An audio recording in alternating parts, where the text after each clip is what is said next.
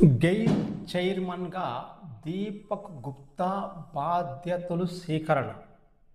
దేశీయ అతిపెద్ద గ్యాస్ సరఫరా సంస్థ GAIL India chairman and managing డైరెక్టర్గా దీపక్ గుప్తా ఆదివారం బాధ్యతలు స్వీకరించారు.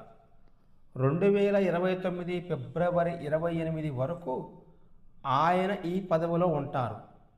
సందీప్ కుమార్ గుప్తా పదవీ విరమణతో దీపక్ బాధ్యతలు చేపట్టారు.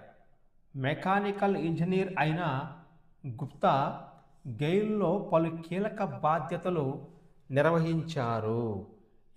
ఈయన దీపక్ గుప్తా ప్రస్తుతము నిన్నటి నుంచి అంటే 2026 ఫిబ్రవరి 28వ తారీఖు నుంచి కొత్తగా పదవి ఏర్పాటైతే అది దేశంలో అతిపెద్ద గ్యాస్ సరఫరా సంస్థ గెయిల్ ఇండియా.